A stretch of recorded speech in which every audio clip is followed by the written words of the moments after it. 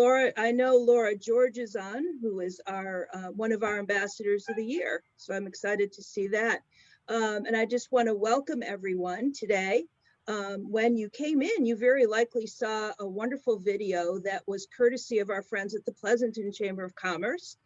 They lent it to us today, and we're very grateful for the wonderful partnerships we have with Pleasanton and all the other Tri-Valley chambers.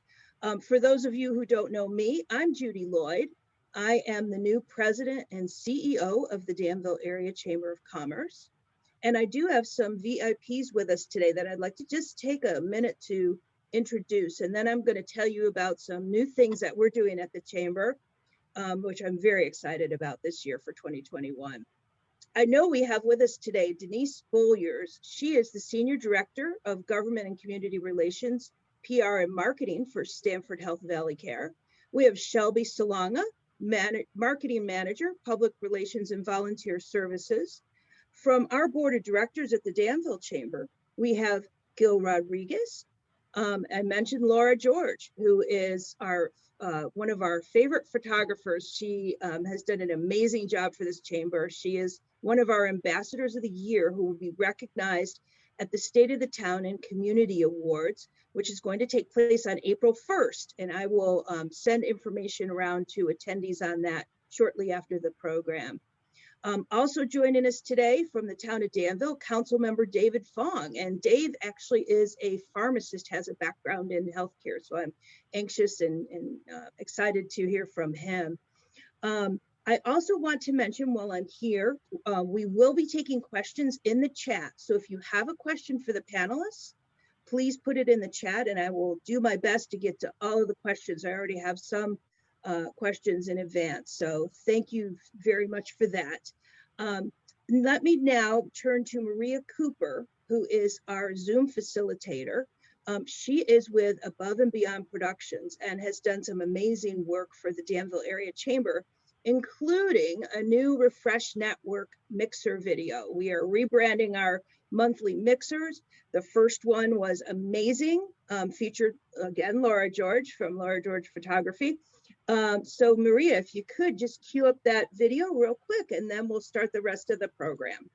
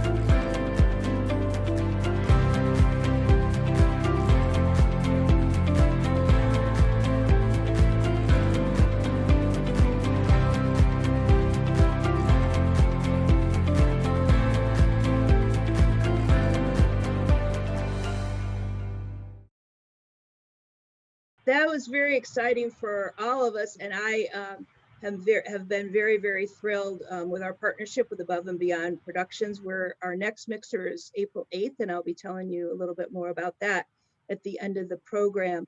I know that we have our CEO of Stanford Valley Care joining us, Rick Shumway, and I'm going to see if he's available right now, not quite yet. Okay, so let me go ahead. I'm going to introduce our first panelist, and then we'll get to Rick shortly after that. Our first panelist is Dr. Jake Scott. Dr. Scott is a board-certified infectious disease specialist. He provides general infectious disease care in both inpatient and outpatient settings. Committed to expanding awareness of infectious disease through public presentations in the community and the media, he has become a very popular panelist, and we're just very excited to have him. He also serves as the co-medical director of Antibiotic Stewardship Program at Stanford Healthcare Valley Care in Pleasanton. So Dr. Scott, if you would please share your screen and take it away. Thank you so much for being with us. Thank you so much for the introduction, and I really appreciate the opportunity to speak with you.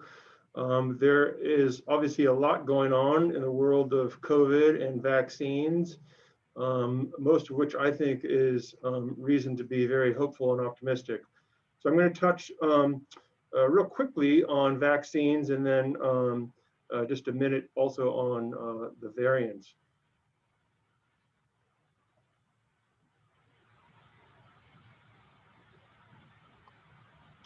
So vaccines have been in use for many, many years. And the basic idea of a vaccine is to introduce the body's immune system to at least some sort of clue as to what to look out for if someone is infected in the future. And that basic sort of principle has been applied going back to even the year 1000 back in China. And one of the first vaccines that was put into use, or the first vaccine, was developed in 1796 by Edward Jenner, the smallpox vaccine, which actually led to the eradication of smallpox the year I was born, in 1977. Vaccines have really provided just countless benefits and saved millions and millions of lives. It's been estimated by the World Health Organization that even just between the years 2010 and 2015, that vaccines have likely prevented at least 10 million deaths. And in order to explain some of the basics of the coronavirus vaccines, I just wanted to briefly touch on some of the basic science of coronaviruses. So viruses are the world's smallest microbes. They're technically not living organisms because they depend on hosts, and they require infection in order to replicate. And the way in which this coronavirus attaches to human cells is by docking these spikes, these club-shaped spikes called the spike protein. And that's what is unique to the coronaviruses. There are many, many coronaviruses that have been causing disease in animals and humans for many hundreds, maybe even thousands of years. Human coronaviruses have been known to exist, at least going back to 1965. They've been circulating amongst humans since at least 1000 or so. And 4 human coronaviruses actually make up the common cold, or make up a sizable portion of the common cold. And ever since 2003, with the SARS epidemic, there have been 3 animal-borne coronaviruses. And the third one is SARS-CoV-2, which is the SARS coronavirus 2, which was likely to have caused the first case of illness back in December 1st of 2019. The World Health Organization was notified on December 31st, and the sequence of the genetic code of this virus was actually publicized to the world on January 10th. Later, within I think that same or within that same week after the genetic code was released, scientists went to work right away on developing an mRNA-based vaccine. Moderna actually started their phase 1 clinical trial very soon after, on March 16th, and Pfizer shortly thereafter on May 2nd. It's incredible that we were able to get an emergency use authorization for coronavirus vaccine in less than a year. It really has to be, I think, one of the greatest medical achievements of all time.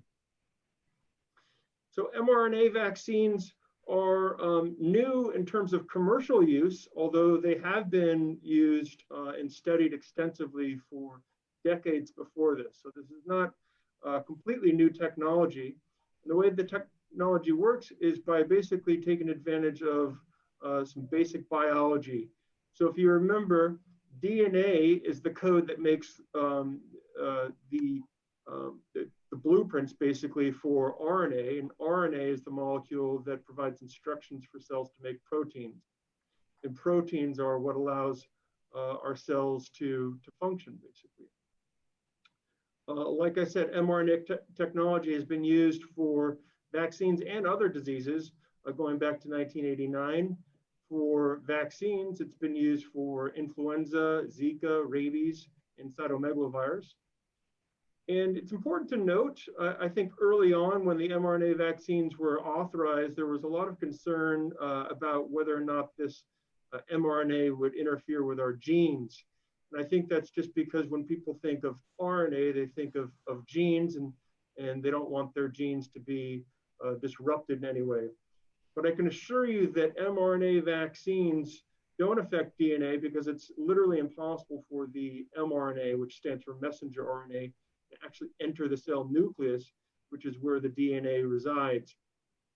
And there's really no reason to believe that it would cause any DNA damage.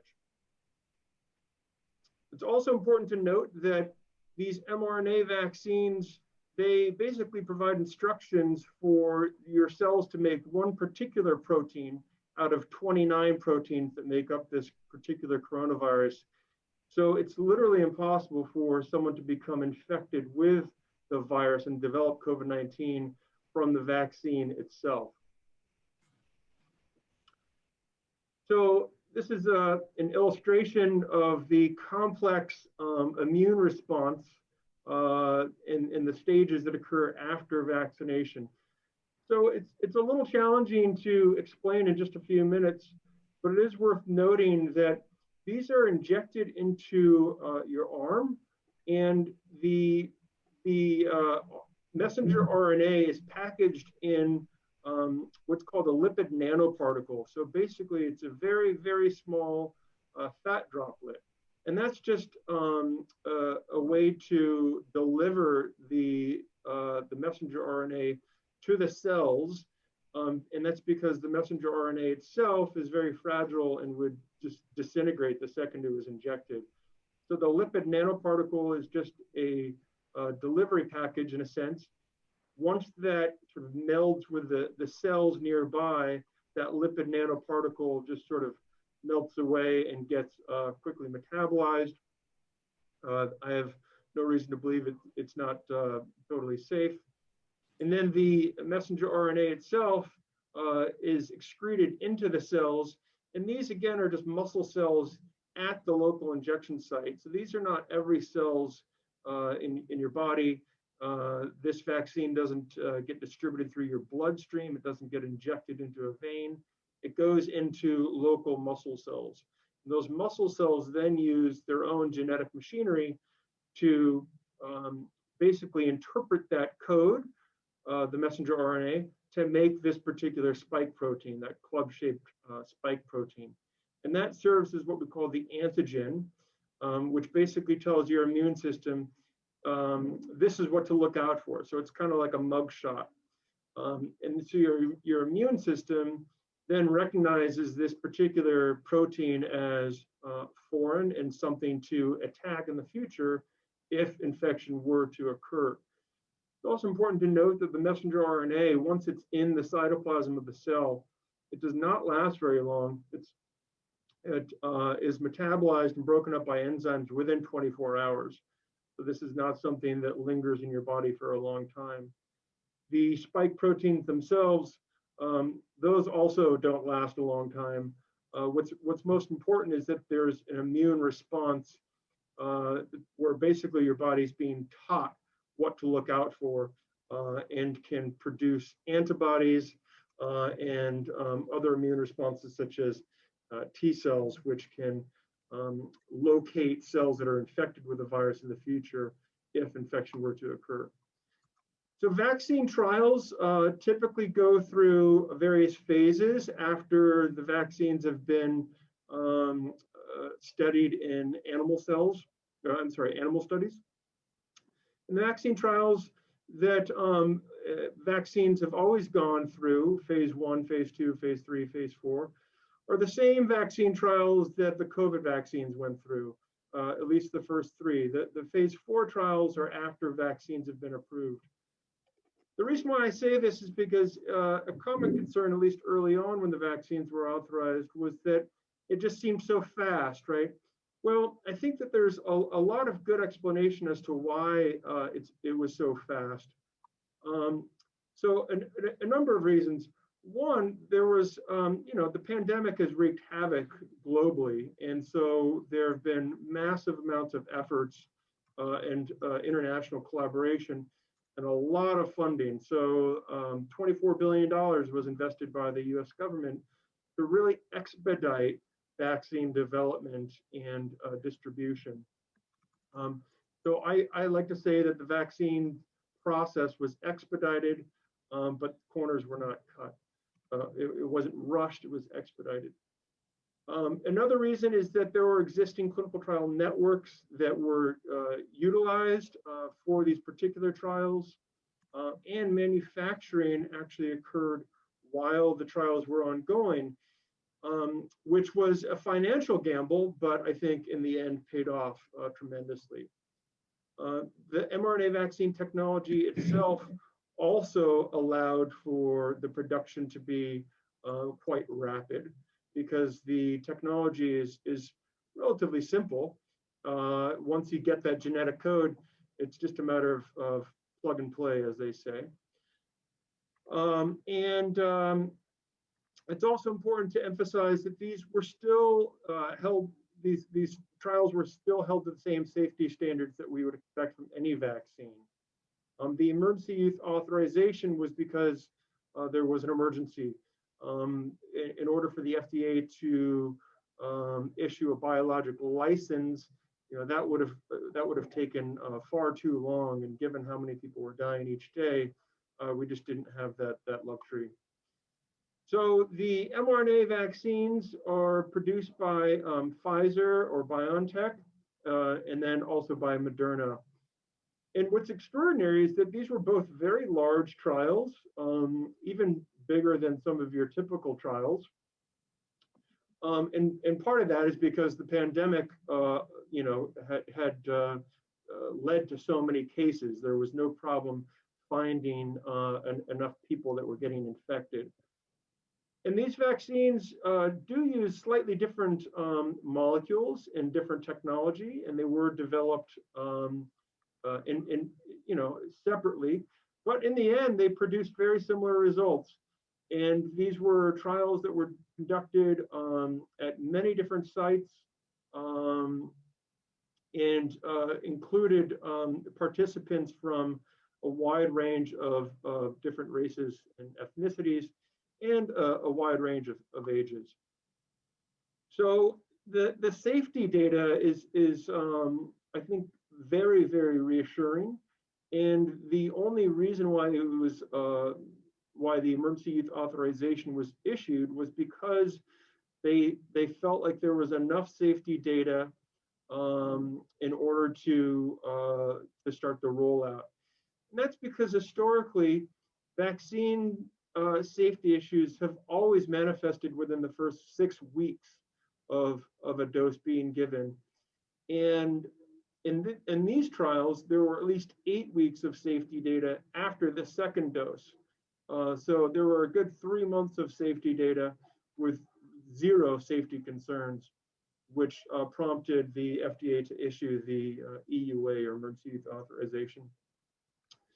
The side effects that are commonly reported, they are fairly common. They're more common than your typical side effects related to, say, the flu shot. But I hesitate to call them side effects because, in a sense, they're anticipated reactions. I think of it as the immune response responding. So common side effects are fever, headache, muscle aches with both the Pfizer and Moderna vaccines. Those side effects are less common in older ages. They are more common after the second dose.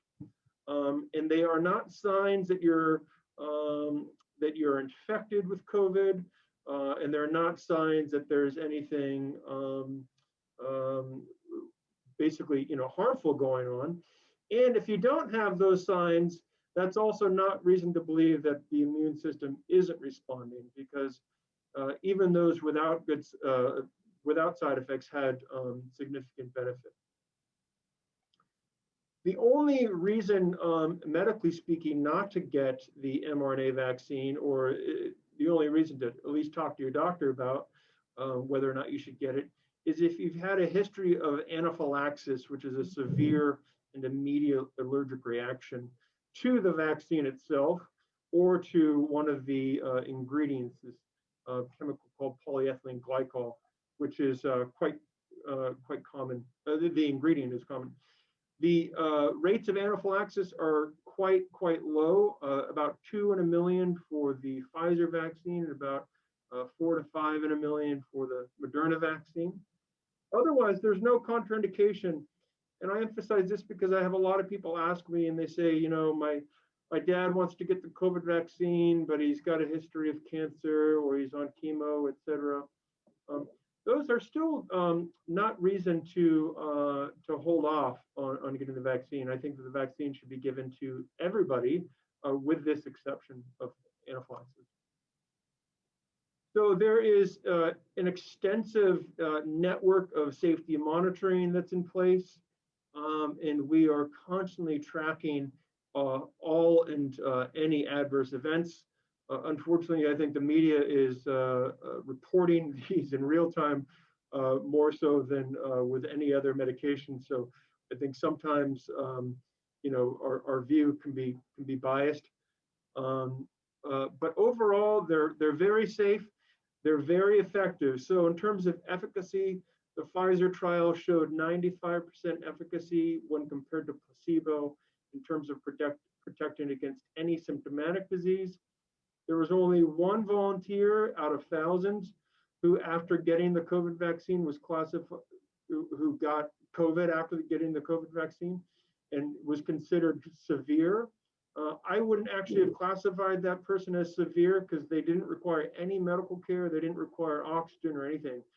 They just happened to have a low oxygen level briefly of 93%. Moderna, there were no volunteers with severe disease, and their efficacy was 94% overall. It's really astounding to me that these separate corporations with different molecules produced such consistent results. And I think it's reassuring and proves that the spike protein was definitely the right target, and the mRNA technology is really quite remarkable. And it's really important to note that with any of these vaccine efficacy numbers that you see, whether it's 69% or 67% for Johnson & Johnson or 95% for Pfizer, most of them provide, at least in the studies, 100% protection against hospitalization and death, which is, I think, what's most important, not only for our health, but also for the sake of reopening businesses and society. How long does the effectiveness last? We don't know. Time will tell. It's also important to note that early on, you know, a big question was whether or not these vaccines prevent transmission and prevent asymptomatic infection. These studies have not been designed specifically to address that, but there is preliminary data that shows that they do prevent transmission or spread by about 70 to 90%. Sorry, and the Johnson & Johnson vaccine, quickly, it uses a different technology. It uses a particular kind of adenovirus as a vector. So this is a virus that's not able to replicate, so it doesn't cause infection. And that virus serves as the delivery package, just kind of like the lipid nanoparticle. What's kind of cool about that technology is that because it is a virus, it sort of flags the immune system to recognize that you know, there is a foreign invader, and then it delivers the instructions in DNA that encode the spike protein. So it sort of serves as a 1-2 punch in terms of telling your immune system, hey, this is what to look out for, and this is what to respond to. In the US, the overall efficacy was 72% against any symptomatic infection. 85% against severe critical disease, and 100% in terms of preventing death. And that's because there were no deaths in the vaccine group. However, we can't say with confidence that there's any statistical significance there. The benefits of the Johnson & Johnson vaccine, a huge benefit is that this is data based on one shot.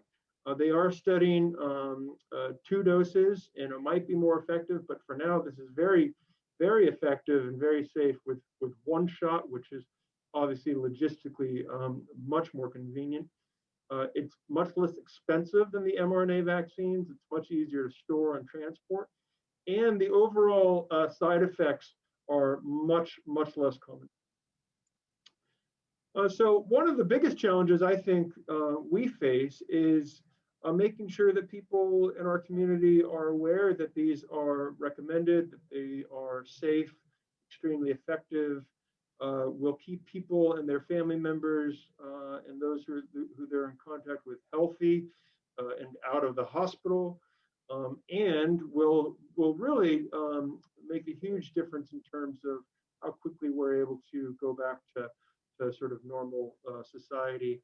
What's interesting based on this Merit poll from a few weeks ago was that Republican men actually made up the most, the largest group of people who were hesitant to take the vaccine.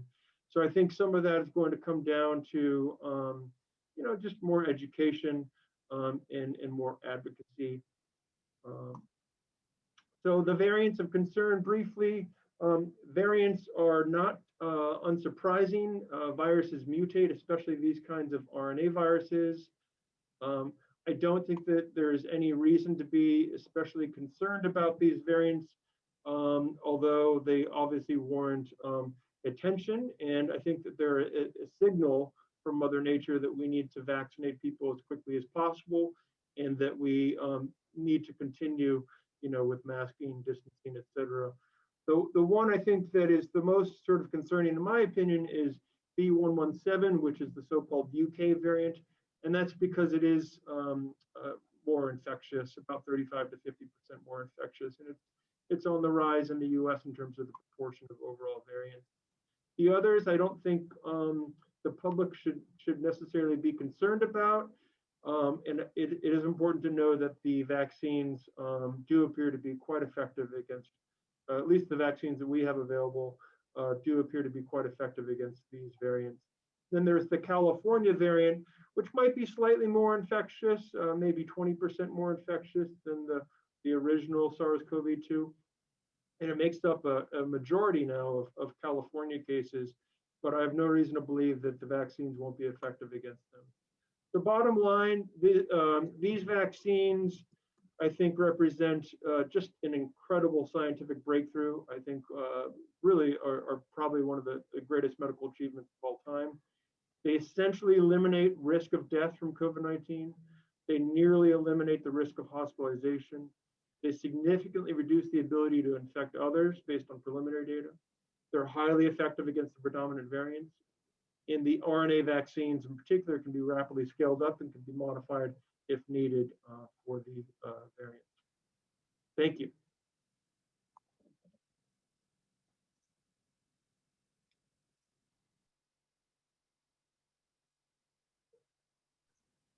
I want to thank you so much, Dr. Scott, for your very, very compelling presentation.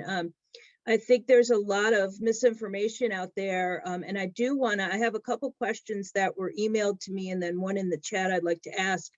You know, one of the real challenges, and you mentioned the Republican men, and that really stuck in my mind because I know that I've seen on social media at one point they called it the Biden vaccine, and another point they called it the Trump vaccine, and people were afraid to take it for all kinds of outrageous reasons. They thought they actually might become too conservative or too liberal. And you know, most people realize that that's just crazy talk. But I'm just wondering, what can we do to help spread the truth on this? rather than, you know, falling into the same trap that a lot of people do, where they go down the social media rat hole, as I say, and end up very, very confused. I'm very concerned about this because I do think that there's some misinformation, quite a bit of misinformation on the vaccines out there. Yeah, I completely agree. There's a massive amount of misinformation, and it's really unfortunate that the pandemic and the response to the pandemic has been so politicized. Because there's really nothing political about. There shouldn't be anything political about a virus and a pandemic. And I think that there's a massive amount of misinformation. I think that social media has made it much easier to spread misinformation. I think that it's important that people know the facts and use reliable sources and question their sources. I think it's important for all of us to be educated and to, just take it on a sort of case by case basis in terms of educating our friends and family and neighbors, and using reliable sources. I do wish that some representatives of the Republican Party in particular would, advocate for these vaccines because they are so safe and effective, and because they will, allow us to get back to life. It's hard for me to say if there's any one particular thing, but it's just so important that people realize this is not political. This is a matter of life and death. I've been working on the so-called front lines for the last year, and I've seen so many people suffer from COVID-19, and a number who've died. And these vaccines have made just such incredible difference. I mean, I was seeing nursing home patients all the time, and then once they all got vaccinated in January, I haven't seen a single nursing home patient in, I'd say, 2 months, which is incredible, man. I was seeing, at least 1 or 2 a day for a while, and it's just, I can't tell you what it's like to see the real world impact of these vaccines, and there's just, it's so important that people know the facts, and it's confusing. I mean, biology and virology and immunology is extremely complex, and I think there are a lot of ways in which some of these questions can be manipulated for various reasons. But it's challenging. Well, thank you so much for that. Another question I had, and I heard this from one of my chamber members.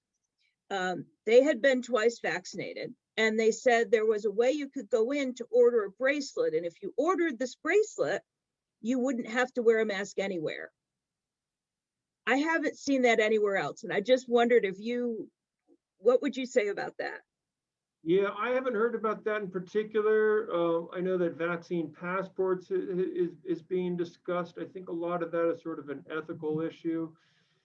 It's hard because, since vaccines haven't been offered to the general population, my personal opinion is that I think we should just kind of hang tight, and those who have been vaccinated should continue to wear a mask in public. What people do in private spaces is obviously up to them. I think it's nice that the CDC came out with guidance a week or 2 ago about vaccinated grandparents, for instance, being able to get together with unvaccinated family members without masks indoors. So I think publicly for now, I recommend that people wear masks, especially since we still do have the pandemic isn't quite over. The levels have obviously dropped significantly, but I think for now it's just a lot easier for people to not easier, but I think it's best to just continue wearing a mask until more people are vaccinated. I don't know about the bracelets. Okay. Well, we thank you so much. I know, Dr. Scott, that you have to get back to your good work. So we thank you so much for joining us today. My pleasure. Thank you. All right. And I think if you could stop sharing your screen, Dr. Scott, we could move on. I just wanted to make that little housekeeping tip. Sure. And now I am very, very honored to introduce somebody who I've gotten to know over the past couple months since I became the CEO of the Chamber. Rick Shumway serves as CEO. He is CEO of Stanford Health Valley Care, a nationally recognized results-driven healthcare executive that has held substantive leadership positions in some of the nation's top healthcare organizations. Rick delivers strong outcomes and transformation in health system operations, financial management, physician hospital alignment, change management, strategic and business planning, outreach and network development, quality and value management, and exceptional patient service. And I have to say, I have really enjoyed working with Rick. He is on the Danville Area Chamber Board of Directors, and in fact is a Danville resident as well. So we're very, very proud to have him working with us and visible in our community. So Rick, please say a few words for us. Thank you. Well, thanks, Judy. It's great to be with everybody today. I will not be nearly as interesting as Dr. Scott or Dr. Speck or Tracy, so I won't take very much time. Only to say we're just thrilled, as always, to continue to partner with the Danville Area Chamber in trying to make sure. I think this was such a great conversation, that we're providing information and resources and access to things that are going to make a difference in the course of this pandemic that we're in. And certainly from a business perspective, this has taken a substantive toll. And so what I'm excited about is some of the glimmers of hope that we've got in front of us at this point in time. And again, I think you just heard a lot of that from Dr. Scott. And so we're excited about that. We're certainly, as you said, Judy, significant advocates for continued vaccination efforts. In fact, we've partnered with a variety of partners to bring significant doses of vaccine to our region. We partner at the Alameda County Fairgrounds to operate one of the largest mass vaccination sites in the region, where we're doing tens of thousands of vaccinations on a regular basis. So this is an important thing, and we feel very honored to be a part of that, and really, again, to be able to be a part of the community. I think the last thing I'll say, that I feel very fortunate to be a part of Stanford Healthcare, and to have Stanford Healthcare in our region and in our community is an exceptional asset.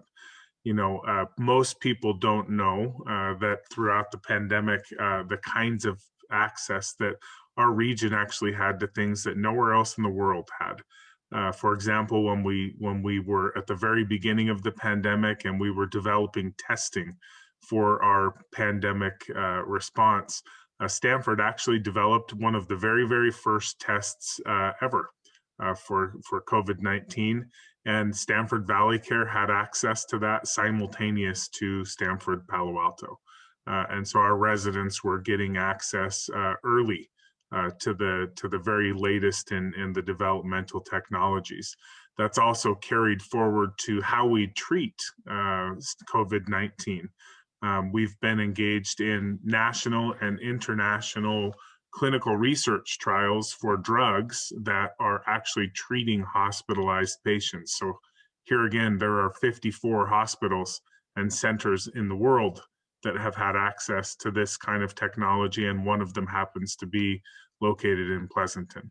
And so it's a really exciting thing to be a part of when I say cutting edge, I almost mean bleeding edge of the development of things that are going to make a significant impact. So I'm excited to hear Dr. Speck's and Tracy's comments, further about the activities that have been underway, but we're just excited to continue to be in the community to support our local business community and certainly the Danville Area Chamber. So thanks for having us today. Well, thank you. And I just anecdotally, I just want to say, previous to this position, I worked for Senator Glazer, and I remember listening to Rick many times on different things, and I thought, boy, they've got it going on over at Stanford Health. And we, you know, a lot of things that we didn't even realize were going on. So thank you so much for the very positive and innovative way that you've approached the disease. And as far as the fairgrounds, I am hearing from a lot of people who've gone to the fairgrounds and talked about how efficient that is. So thank you again for being a part of that. Now I would like to move on and introduce Dr. David Svec. He is a clinical professor at Stanford School of Medicine who completed his MD, MBA at Case Western Reserve and his internship and residency at Stanford University. He is currently Chief Medical Officer at Stanford Health Valley Care, received the David A. Wrighton, I probably butchered that, Clinical Teaching Award, the Arthur L. Bloomfield Awards for Excellence in Clinical Teaching, and the Lawrence Mathers Award for exceptional commitment to teaching in medical student education. We're very honored today to have Dr. David Svec with us. So thank you very much for having us, and I'm very excited to talk about all of the long-term impacts of COVID-19 in patients. And as Dr. Scott was mentioning, it's been a very interesting and fast developing time in regards to everything related to COVID-19. And you'll see that we're still trying to understand everything that is happening and what the long-term impacts of COVID-19 are on patients.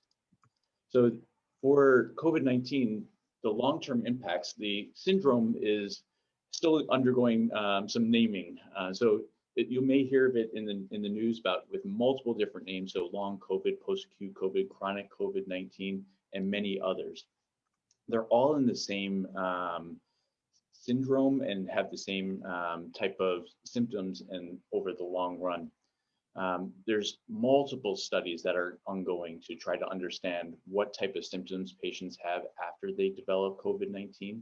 And again, we hope to learn more in the upcoming months and years about how long the disease lasts for and which conditions are present after someone contracts COVID-19. One of the most important things to understand is that the symptoms that I'm going to be mentioning in the upcoming slides actually can happen in all types of patients that develop COVID-19. So not only the hospitalized patients, but also some of the less severe patients. Of course, the people that are hospitalized have a greater incidence and probably a longer course of the symptoms. However, again, it is possible to have symptoms of COVID-19 in less severe cases. So this was fascinating. This shows all of the different symptoms from multiple trials and the duration of how long they last once an individual has COVID-19. You can see there are some more common symptoms such as fatigue, shortness of breath, cough, joint pain, chest pain. And then there are some more serious ones, so inflammation around the heart, lung function abnormalities, kidney failure, and depression, anxiety. I thought this table was on the right was actually the best one out of all the recent publications, and it shows the percentage of individuals that are developing symptoms, the ones that were mentioned, and also how long they last. And you can see some of them are lasting for weeks to months. Again, some of this is uncertain, and we will continue to monitor it.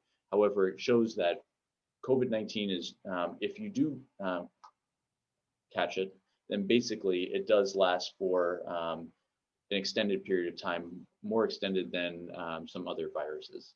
So I thought this was particularly interesting. Notably too, as mentioned, hospitalized patients do have symptoms, and they do have it for longer. You can see that this paper that just came out in the Annals of Internal Medicine, that it looked at 1,600 patients that were hospitalized. And 60 days after discharge, basically 33% of people reported persistent symptoms. So that's quite a large number. And the most common symptoms were shortness of breath when climbing stairs, shortness of breath and chest tightness in general, and then cough and the continued loss of taste and smell.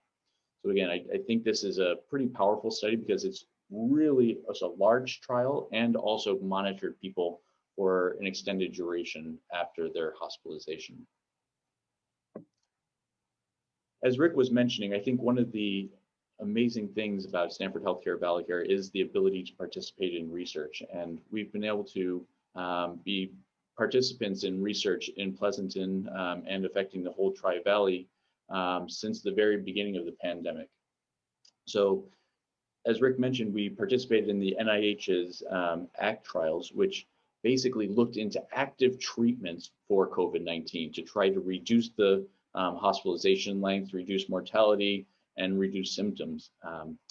You can see that we have been part of multiple phases of the ACT trial, so Act 1, Act 2, Act 3, and currently Act 4, looking at multiple different therapeutics for COVID-19. So antivirals, inflammatory medications, and we've also been participating in the TRACK COVID trials, which basically looks at the incidence across the entire community. More related to the long-term impacts, we've actually participated and started through the work of Dr. Kathleen Jha, looking at the long-term immunity and also long-term symptoms of patients with COVID-19. So she is monitoring labs and symptoms of individuals that have developed COVID-19 and tracking them over time. So I think this is, again, as I mentioned, a developing information base. And luckily at Stanford Healthcare Valley Care, we're trying to lead that information base so that way we can inform the public about what to expect if individuals do get COVID-19. So particularly excited about her work to see how that translates over the upcoming weeks to months. Be happy to answer any questions, and I hope that was helpful. Well, thank you so much for that, Dr. Speck. I do have a couple questions that came in, and they might be public policy questions, but I'm happy to have you take a shot at them if you'd like. Definitely. Okay, one of them has to do with vaccinations and groups of friends getting together. And I know this has been a question on a lot of people's minds. And the question is, if a group of friends are all vaccinated, can we get together for dinner in someone's home? And do we have to wear a mask? Yeah, so the CDC has come out with some updated guidance, and I would highly recommend looking at what they recommend. I believe that there's more ability to do that, but just making sure that everyone has had their full vaccination status, and making sure that everyone does feel comfortable with that too. Okay, and then related to that, for those who are fully vaccinated, there's a question about whether it's really safe to eat inside a restaurant. I mean, fortunately for us in Danville, we have a lot of outdoor dining options. Our town has worked very hard to open the streets and do things. But I wonder, you know, a lot of people still are concerned about going inside. Do you have any thoughts on that?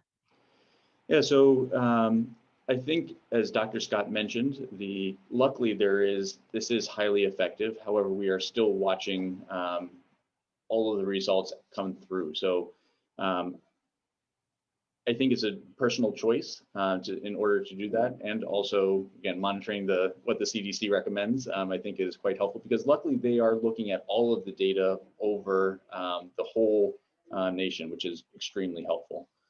So I think luckily we're getting to a point where we are very close to that standpoint, that ability, and I think some people are feeling more comfortable with it. Well, good. Well, thank you so much. We really appreciate you being with us today. And I do want to remind everyone that this presentation is going to be available on our new YouTube channel that we just launched, as well as it's going to be on our Facebook page and on our Twitter and on our Instagram for anyone who would like to view. And now I'm really excited to introduce Tracy Lewis Taylor. Tracy is the COO for Stanford Health Valley Care and has been in that position since 2017. She provides strategic leadership and management for all hospital operations, and she is the former VP of operations for New York Presbyterian Lawrence Hospital, overseeing hospital operations and operating and capital budgets, which is a huge position.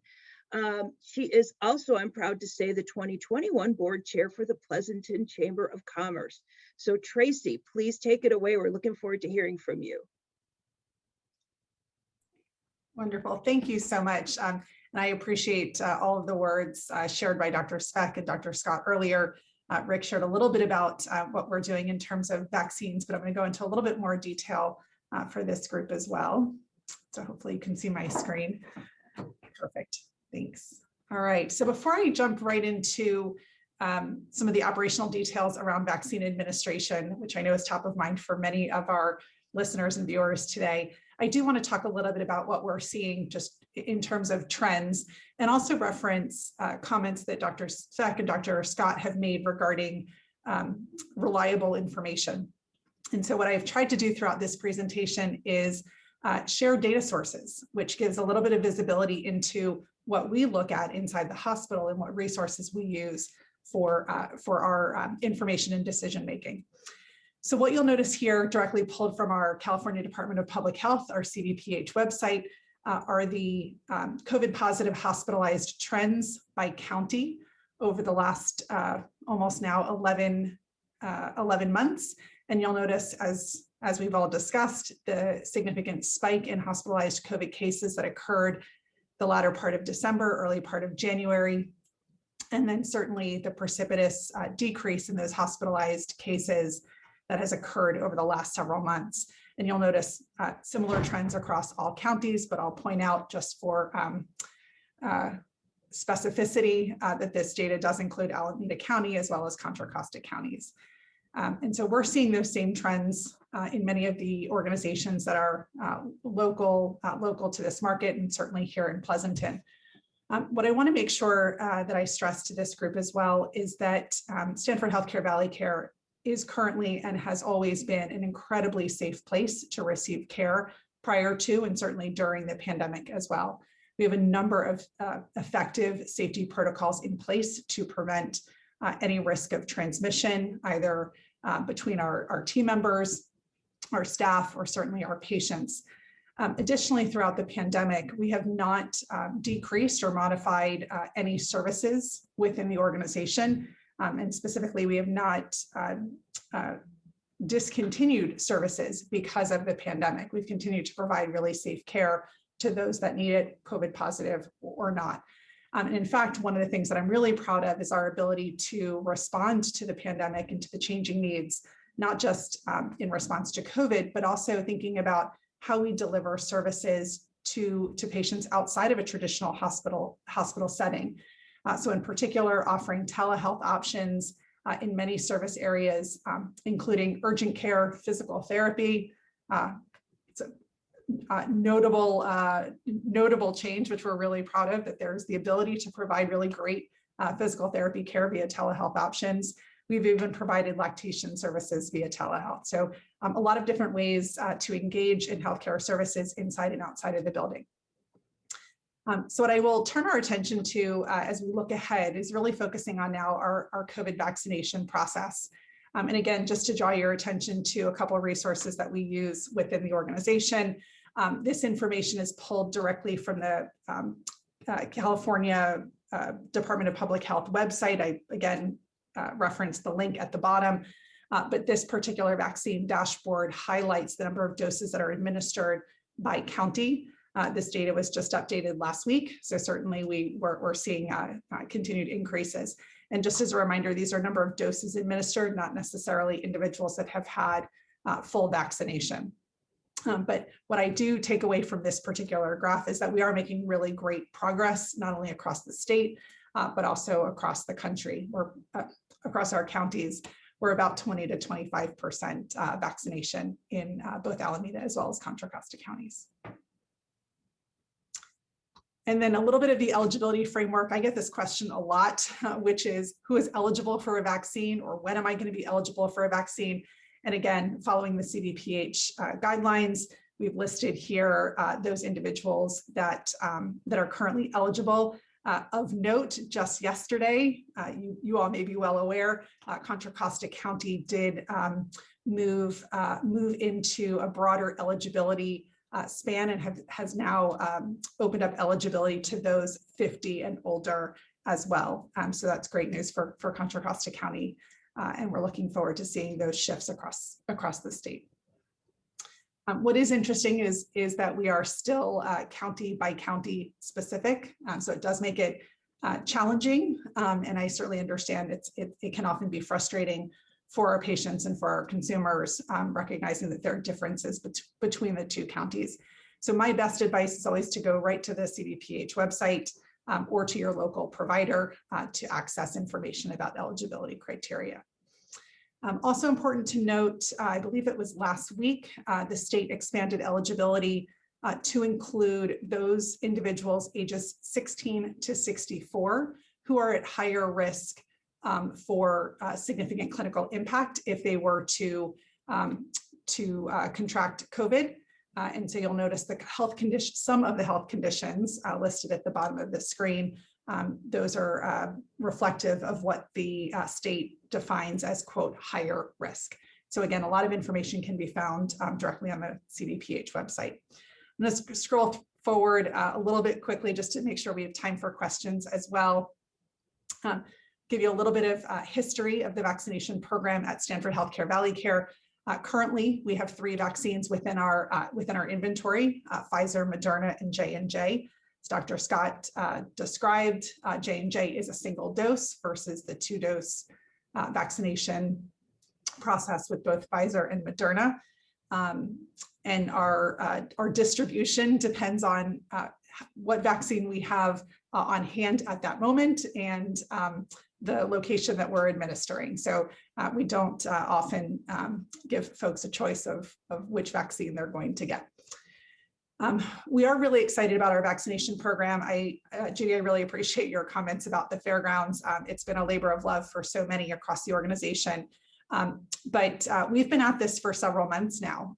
We started our vaccination program in mid-December, where we had the opportunity to focus specifically on healthcare workers within the Stanford system, both locally here, Stanford Healthcare Valley Care, as well as across all of our different entities.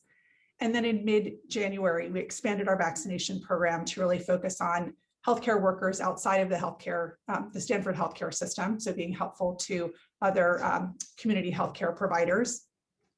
And then, of course, expanding to the general public, to our patients, and to our community, in particular, those 65 and older, which launched January 20th.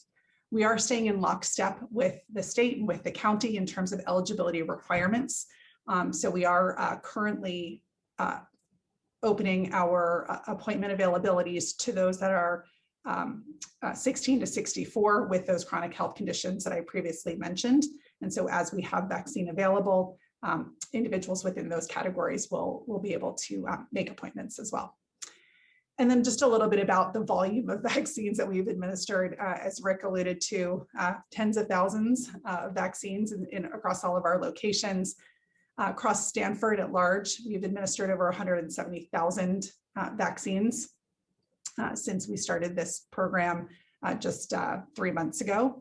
And then here locally within our Alameda County footprint, which is where we offer our vaccination sites, 56,000 and then 35,000 in Pleasanton across a few of our different locations. I think what's really important to note, because I referenced Alameda County and I referenced Pleasanton, is that you do not necessarily need to be a resident of Alameda County or live in Pleasanton to receive a vaccine. We offer vaccines certainly to our broader patient population and those that come to us for care, as well as the broader community.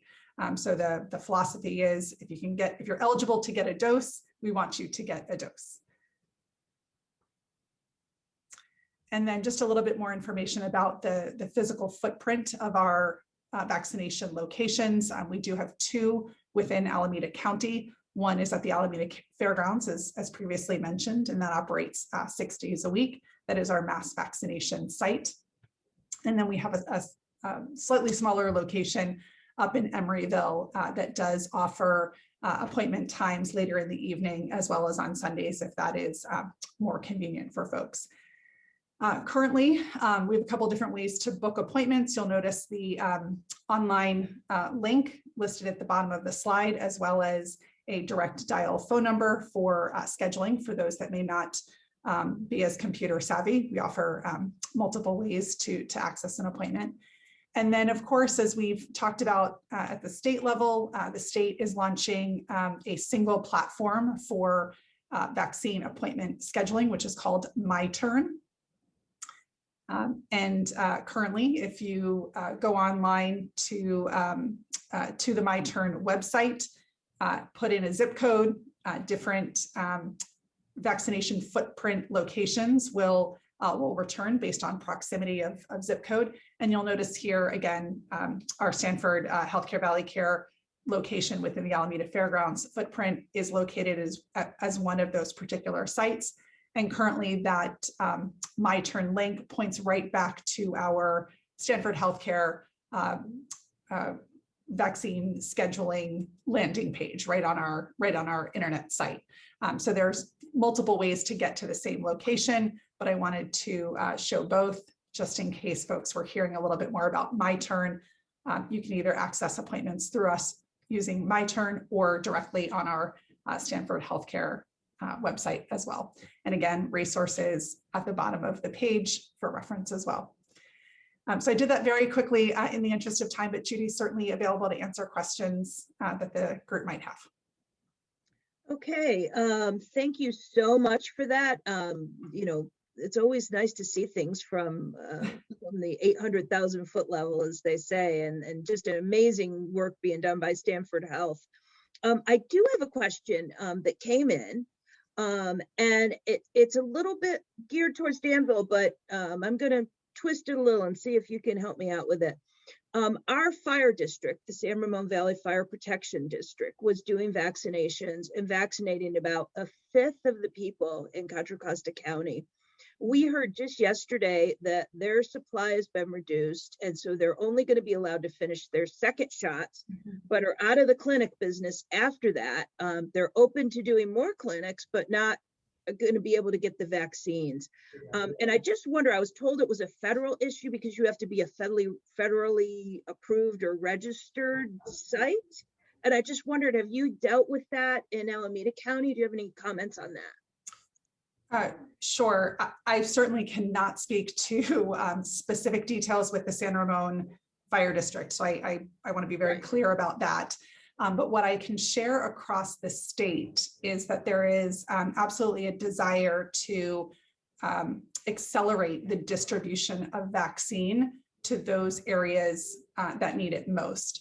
And so what the state has done is looked to create a contractual arrangement with Blue Shield to help administer vaccines in a way that honors equitable distribution as well as accelerated distribution. What we're seeing obviously is sort of different eligibility criteria or different administration guidelines across the different counties. And so the state is really looking for a uniform way to improve access and accelerate distribution.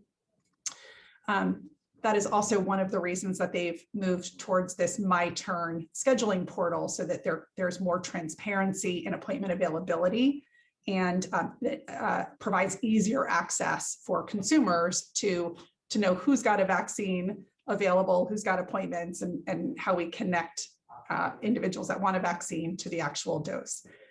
In terms of the distribution and the supply, things are a little bit in flux, of course, but the way it works is that the state requisitions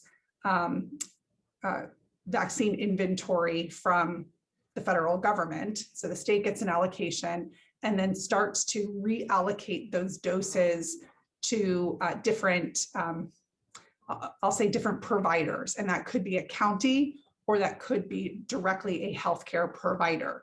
And so there's this sort of tree or branching out of the dose inventory to those that request supply. So it's a little bit complicated in terms of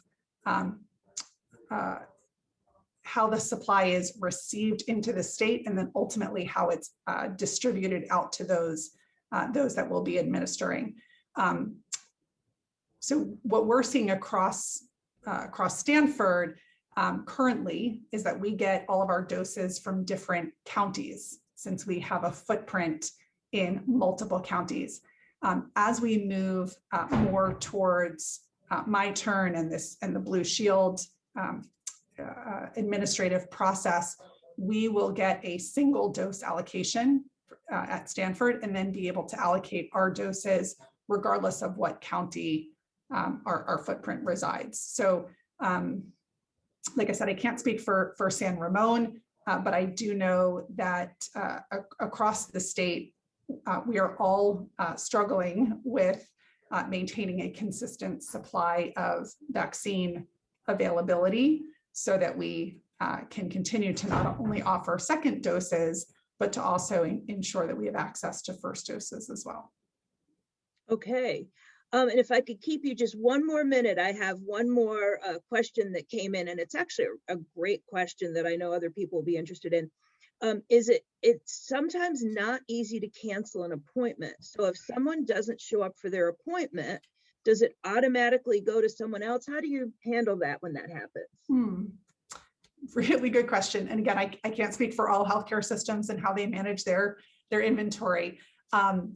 We are very diligent about not wasting doses. And so we do a couple different things. Certainly, we keep track of those, quote, no-shows. So if we do need to overbook, we ensure that we're using all of the doses that we have on hand. Additionally, as we move towards a more centralized dose administration process, we are looking at how we implement almost like a QR code model so that we can establish a more formalized, more transparent wait list for individuals. But right now we are, if somebody cancels their appointment or doesn't show up, we have folks that are already scheduled to be able to receive those doses. Great. Well, thank you so much. I know we've gone a little long today, and I appreciate everyone staying with us. I do want to mention and thank Rick and Tracy and their team for the wonderful briefing today. We will have it available online. It will also be on the new website that we're about to unveil shortly. And so I'm very excited about that. You all have done an amazing job at Stanford Health and you know, really deserve a great deal of applause. For those of you interested in future events with the Danville Area Chamber, we have our State of the Town and Community Awards coming up April 1st, which is going to include some very specific video from Maria Cooper, who is our videographer and Zoom facilitator who's with us today. As well as I have a mixer. Our monthly mixer for April will be April 8th, and it's going to be with Darren Matt from Cochina Hermanas. Looking forward to that. Definitely is a great networking opportunity with some fun things to do. And then last but not least, we're actually going to be doing a tips and tricks on Zoom forum for our Small Business Council on April 16th. So Maria will be helping us with that as well. Thank you so much to everyone for being there. I really appreciate it. Really appreciate Rick's service on the board and Tracy's service for Pleasanton. And we're just grateful we had an opportunity to visit with you today. So thank you so much. Have a great day.